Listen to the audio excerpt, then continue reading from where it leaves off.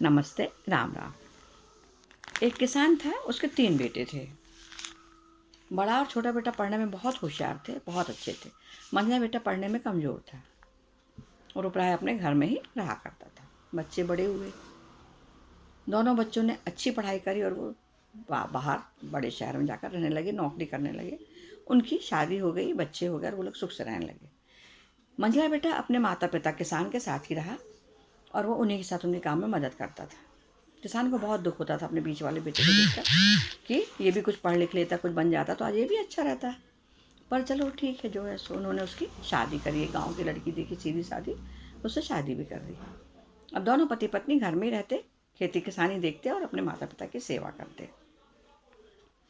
अचानक एक दिन किसान की मृत्यु हो गई। अब माँ बची, सब भाई लोग मिल आए, उनकी बहन थी वो भी आई, सब लोग आए। तेरह ही हुई, पिताजी के जब कार्यक्रम हुए, सब हुए, तेरह ही हुई।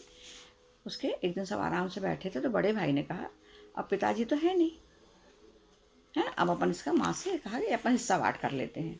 माँ बेचारी कुछ नहीं बोली, बोली ठीक है कर लो। बहन थी बोली मुझे भी हिस्सा चाहिए, तो बोले हाँ सब लोग हिस्सा कर लो, सब लोग करो। सब लोग हिस्सा बांट करने लगे। मकान में किसको क्या मिलेगा, खेत में किसको क्या मिलेगा, क्या मिलेगा। मंझले भाई से पूछा तो उसने बोला मैं काम पे जा रहा हूँ, अभी आता हूँ। तो बड़े ने कहा रुको रुको, पहले सुनो सबकी बात फिर करना। अब हिस्सा बांट सब हो गया तो अंत में आए माँ की बारी, माँ किसके पास रहेगी।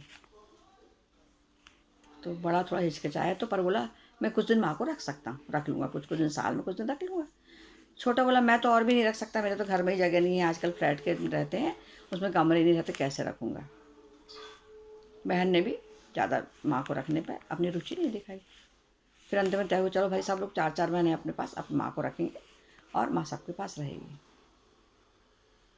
तो मंझला बोला मेरे हिस्से का सब आप ले लो,